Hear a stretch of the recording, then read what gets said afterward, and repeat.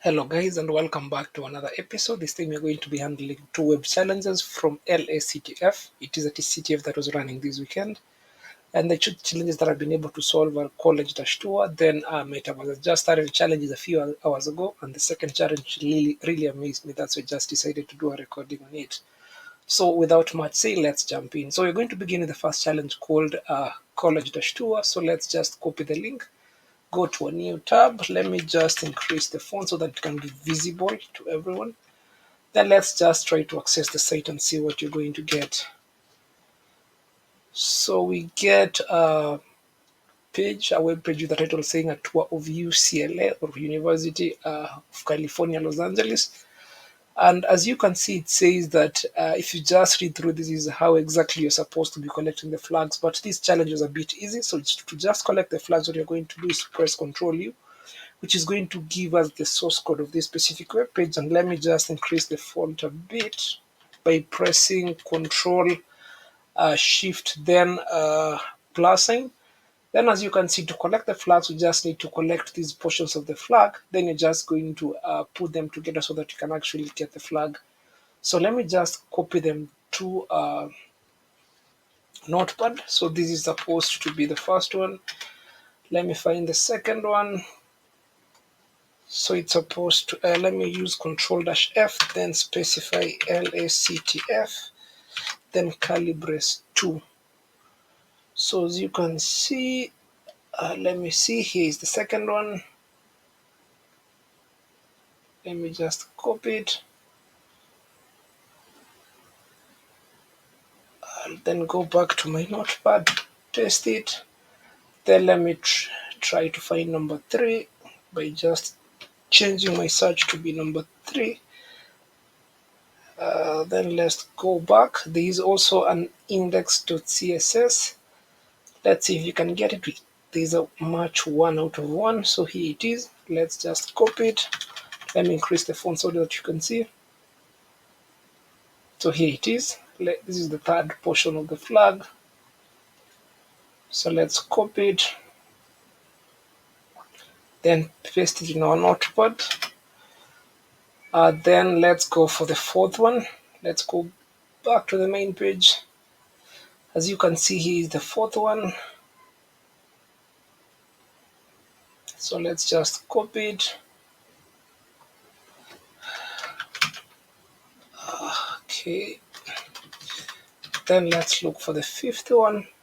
There are about 6 portions of the flag, so you need to get them one by one for you to be able to complete the challenge. So here is the fifth one.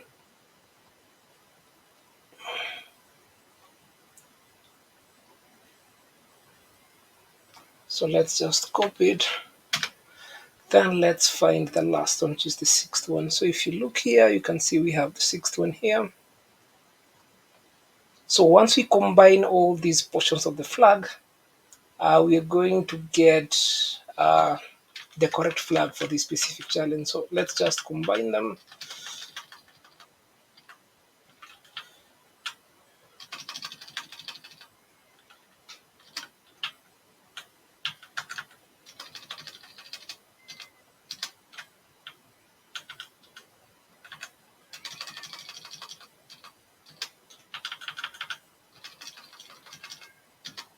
So here it is. So let's remove this one. So if you take this as the flag, go back to the main site, then just try to submit it as the flag. You're going to get flag already submitted, I hope. So let's just try it. And as you can see, it says that the flag was already submitted. So this means that this was the correct flag. So basically, that's how you're supposed to solve the challenge. Thank you for listening. Let's go to the second challenge. So the second challenge is called Metaverse, and it is a really amazing challenge given the fact that it's an attack that actually happened to one of the social media networks called MySpace.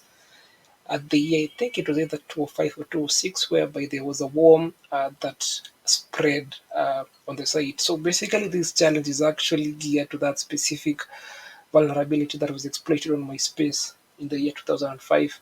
So it's actually an exercise challenge that you're going to be walking through it and seeing exactly how we're going to solve it.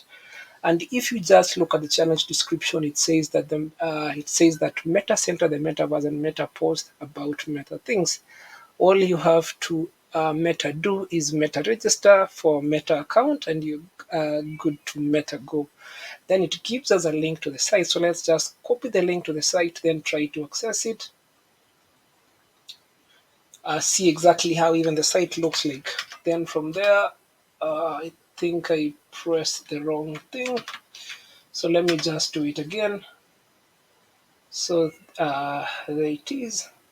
It says Meta login, whereby you're supposed to provide a Meta username and a Meta password, then Meta register, whereby you can register for an account. So that's the basic functionality that the site has right now. And it also says that you can Meta use our fancy new Meta admin Meta bot to get the admin to Meta review your Meta post. So basically, there is a way that an admin can be able to review the post that, or even view the post that we've actually written on the site. So basically, right now as we speak, this actually smells like an exercise because it's somebody that you're actually interacting with on that specific site. So it gives us some resources that we can download. Maybe we can use it later on, but let's just download it to our box and see exactly what you're going to get. So there it is. It's just one file, index.js. So let's use, sorry about that, index.js. And basically it just looks like a simple express application. So basically, if we get stuck, this is where you can start looking at things to see exactly if we can actually get the specific vulnerabilities that this specific application has. But it's something that I've already done before. So what I'm just going to do is to go through the challenge and see if we can be in a position to actually solve it. So first of all, you can see the application allows us to log in. So there are two things you can actually do right now. You can try to see, if there are any specific vulnerabilities that this specific login page can have. Example might include it might be vulnerable to either SQLite injection, MS, MySQL injection. It can be even vulnerable to NoSQL injection, given the fact that most Node.js applications have seen the like using the MongoDB. Also, it can be vulnerable to either timing attack. You can actually test for something like weak credentials, like the admin user of the specific site decided to register with a weak credential. So you can actually just brute force and get access to the account. You can test for timing attacks. Basically, it happens to some of these specific web pages. But given the fact that I did the challenge and I don't want to go down that rabbit hole, I'm actually not going to test for that. So the first thing I'm going to do is to register for an account. I'm just going to register for an account called Ian. So Ian is going to be the username, Ian is going to be the password, then Ian is going to be the display name. So let me just submit. Let's see if it's going to work. It says we've been logged in successfully. So basically we can, post, you can post something, then even give the link for an admin to review. So the first thing that I try to do when doing this challenge is just to see if I post hello, if you know exactly what you're going to get. So let me just post it, and it gives me a link to that specific post that I had already written. So that's okay. But given the fact that we're able to post something, the first thing that I usually check is XSS. So you'll find that some developers, whenever they are trying to develop this specific web application, is that they don't sanitize user input. So this leads to vulnerabilities like XSS, whereby we are able to inject script to that specific web page. And sometimes you can find through these specific scripts, we can be able to do some unintended functionalities like what you're going to be seeing in the next few minutes. So to test for XSS, I just try to use the HTML tags like either h1, then specify something like hello there, then a closing h1 tag. So there it is. Let's post it again and see exactly what you're going to get if it's going to be rendered in a way that we expect. As you can see, the texts look a bit bigger as compared to the first text that we had actually written on the site. As you can see, the text here appears a bit smaller, But as you can see in the second post, it appears almost as the same as the meta post here. So basically, it means that our injection worked. And the better way even to test it is to use something like an alert statement. So let's just use JavaScript. So script, then close, then alert, then something like one, then script. So there it is. Then let's just try to post it and see if you're going to get an alert, a pop-up. So let's just give it a second, and here it is. We've been able to get an alert pop-up, meaning that we can actually inject JavaScript to this specific web page. So this is where the vulnerability of XSS comes in, and given the fact that we can share this specific link with the admin user, maybe you can trick the admin user to actually click this specific link, then probably even get some sensitive information from your specific site. So the first thing that people usually go for are the as the cookies of that specific web application. So if we look at our own cookies, if you look here, the way our cookies are stored is we have a cookie with the name of login, and it has a value which is just our username and our password. So basically, they just took the username and the password of that specific user, concatenated it, then supplied it as a cookie. But we have these variable called HTTP only, and it's set to true, meaning we can't just use document.cookie to get the admin username. So we need to find or devise a totally different way of making it to work. So the first thing that I tried to do when I was doing this challenge to see, does the admin actually reach back to my box if I send him the specific link? So that's the first thing I tried to do, and we are going to be creating a JavaScript exploit to see exactly if this is going to work. So let me just go to my Windows 11 machine, open up a new tab, then you're going to start creating our JavaScript payload. So let me type JavaScript. So here it is. Then you're going to specify a couple of parameters. So one of them, to specify a variable in JavaScript, you just use the var variable. Then I'm going to specify a URL, and I'm just going to specify this URL. So here it is. So that's the first thing I'm going to do. Then after that, I'm going to be using the XML HTTP request library to make HTTP requests between the server and myself. So to do that, it's really simple. Let me just specify another variable called var. Then it's going to be just a name of a variable is equals to be new, then XML HTTP request. So XML HTTP request. So here it is.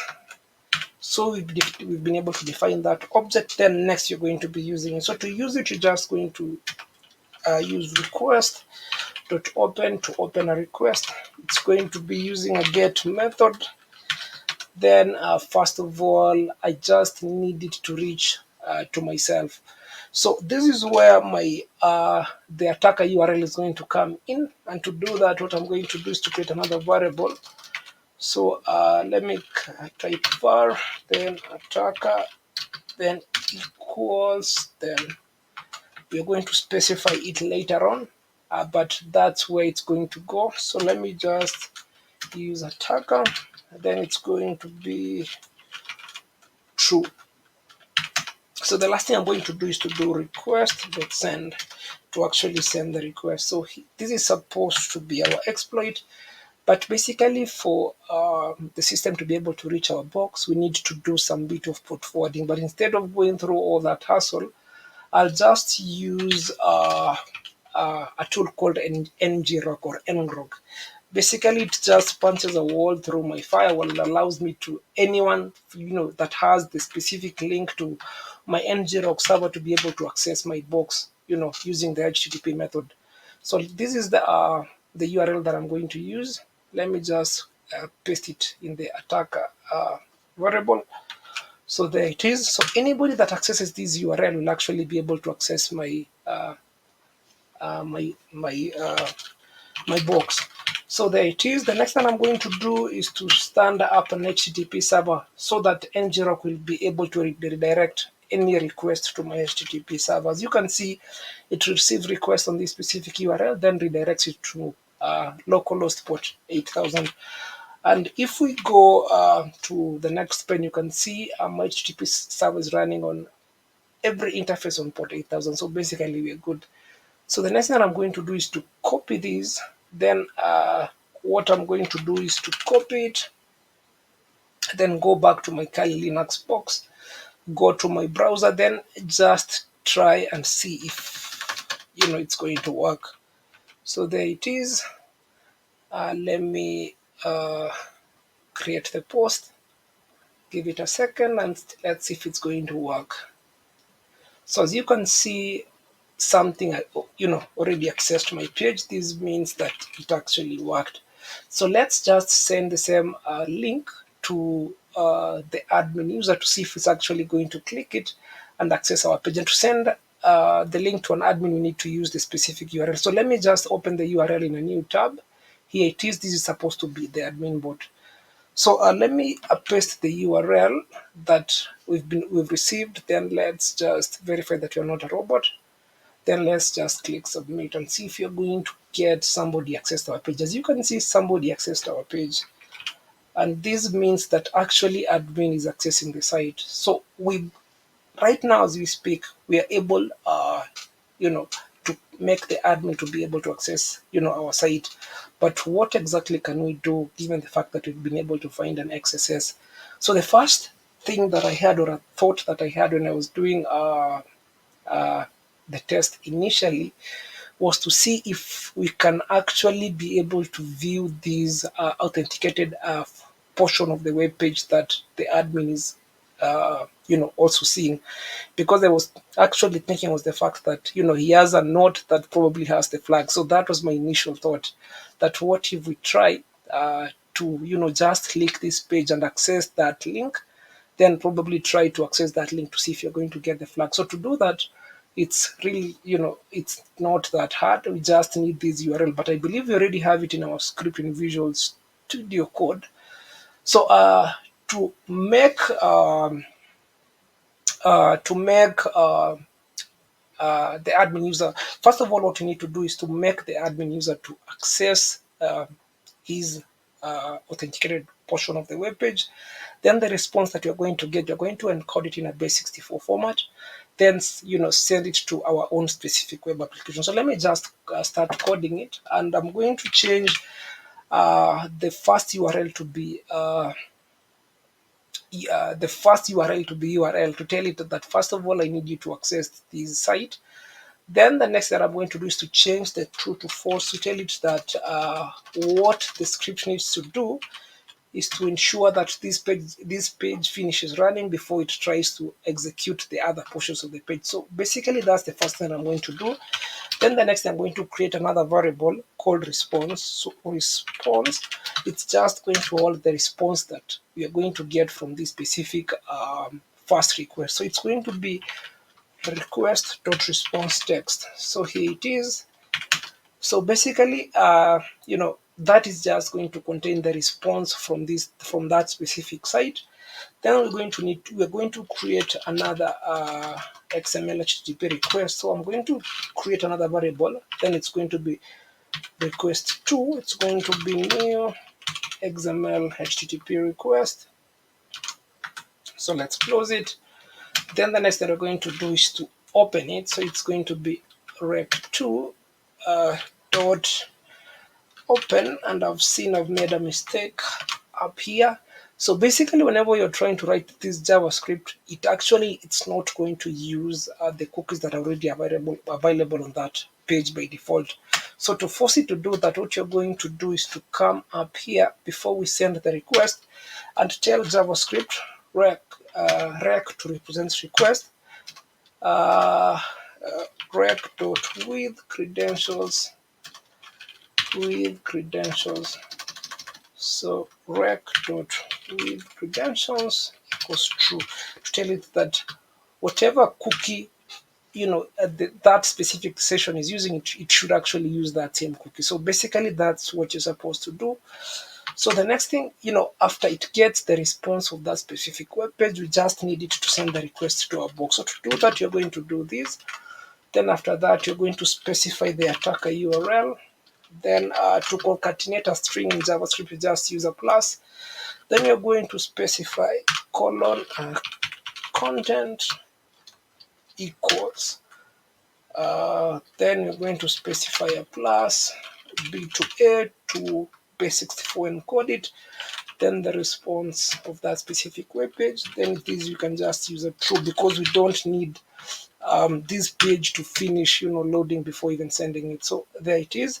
So the next thing we're going to do is to just run rec2.send. So here it is.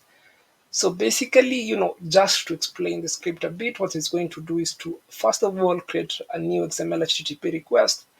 Then the next thing it's going to do, it's supposed to go to this specific URL, get the contents of that web page, then save it in this variable called response text, then make a second request to our own box. Then what it's going to do is to base64 encode the response that it got, then give it to us, in the form of a URL. So to see if the exploit is going to work, what I'm just going to do is to copy this payload that we've written, go back to my box, click inspect, then go to the console tab, then try to run it and see if you're going to get any response in our site. So as you can see, we don't have any errors except the course header errors.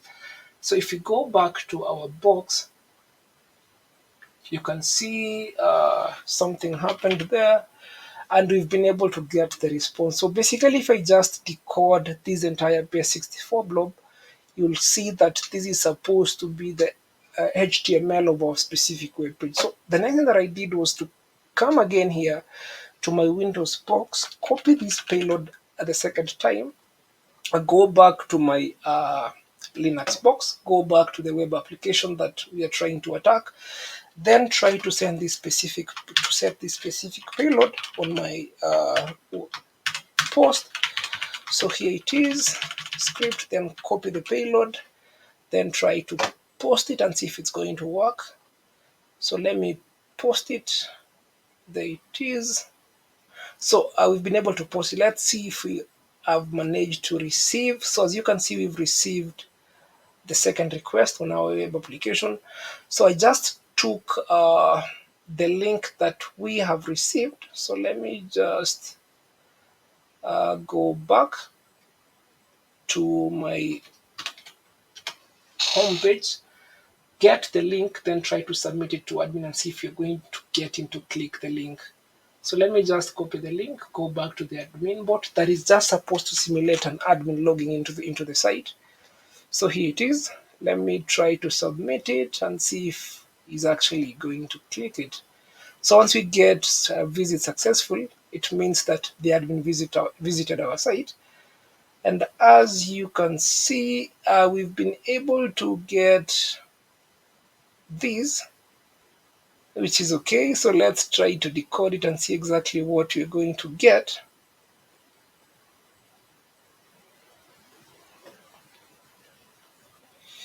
So copy selection.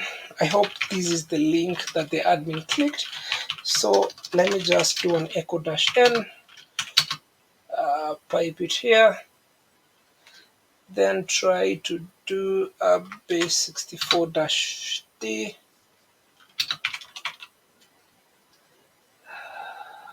Sorry about that, my system is lagging a bit. Then I'm going to pipe it to index.html.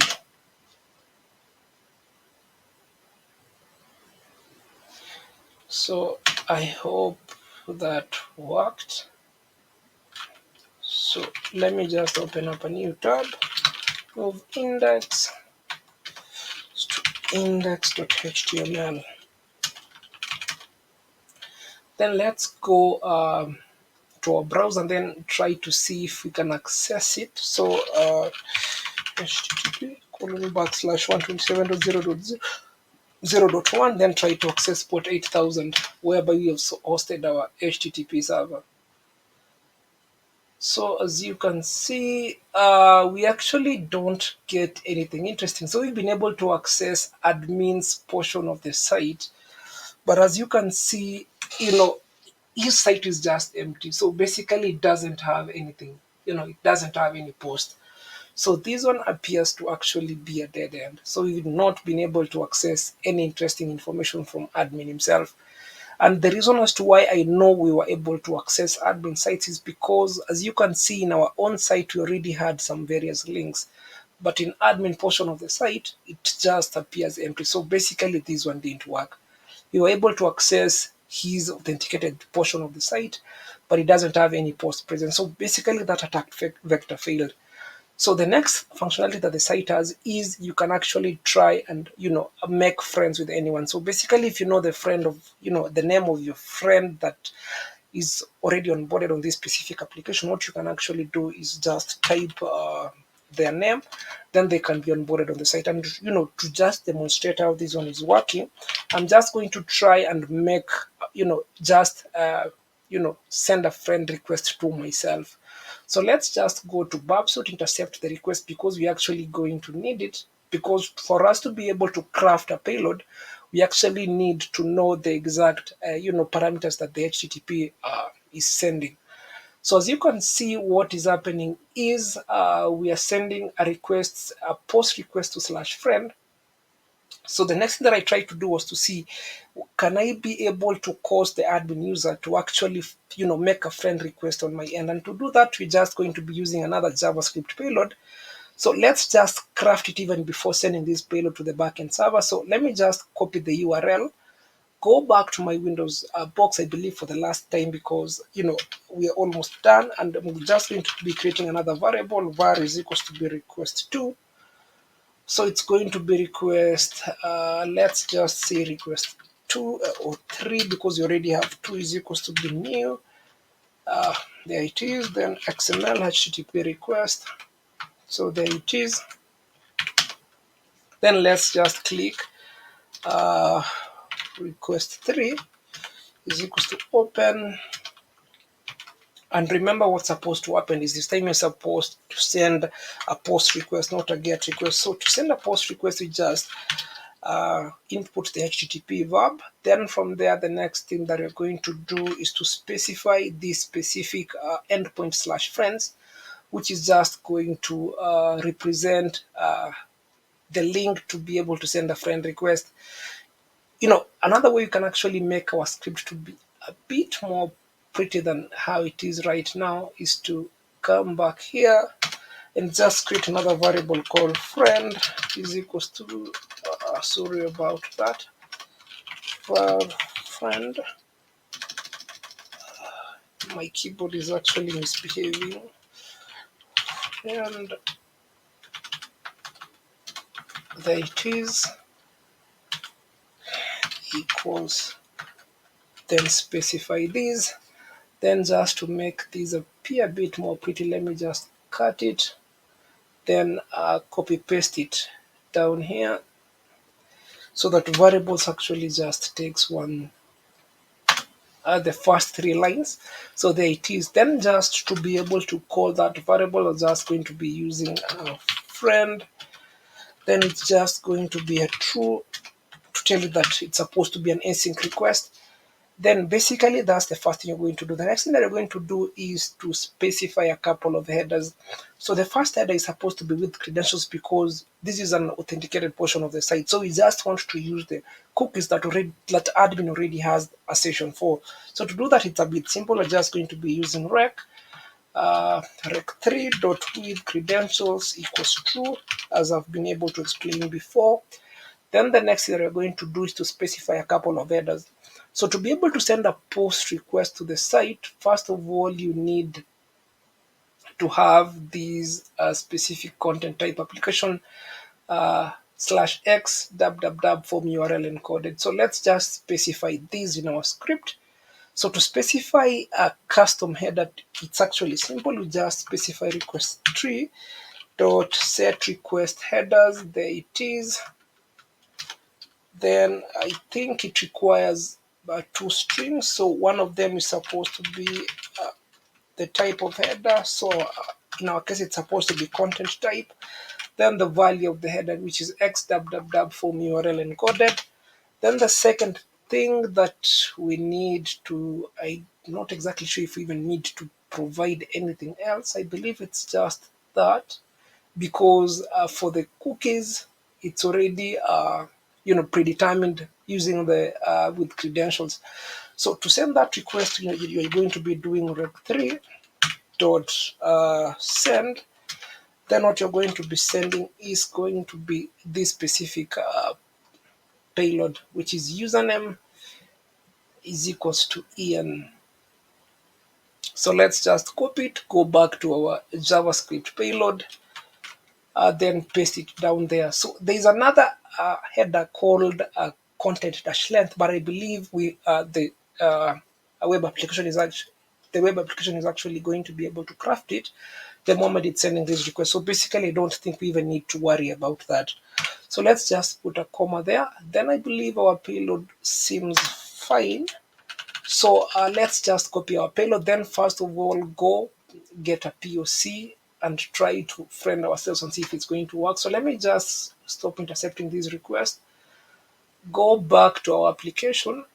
Then what you're going to do is allow it to run. Then if we refresh the site, I believe you're going to see we have a friend called Ian. So basically, I've been able to friend myself. So the next thing I'm going to do is to try to friend admin to see exactly what I'm going to get. So let's just copy our malicious payload and try to, write it as a post. So there it is. So I think it looks okay. I think it looks okay. Send. Yes, that looks okay. So let's just paste it. Give it a second to run. Then I believe now it's looking okay. So if we come back here, we'll actually see. So let me just refresh and get the last link that we've been able to send to the site. So here it is. Let me copy the link, then send it to the admin user and see if it's going to click it and see if you're going to actually get the flag. So let me just verify that I'm not an admin. Paste the link, then submit it to the admin, and let's wait to see that the link was visited successfully. So there it is. Let's go back to our page and refresh it and see if you're going to get the results. Give it a second, and there it is. An admin has been able to click our link and we get the flag for this specific web challenge. So you can actually just submit it and get the points for the challenge. So the basis of this specific challenge was gotten from an attack that happened to MySpace, which was one of the social networks that existed, probably in the year 2005. So here is the link to that specific article. If you're actually interested, you can actually read through it. It's a really interesting article. It was just a worm that was identified on that specific site. So basically, this challenge was just set up like exactly how this attack happened. It's a really nice challenge, and I hope you've liked it. So until next time, it's goodbye.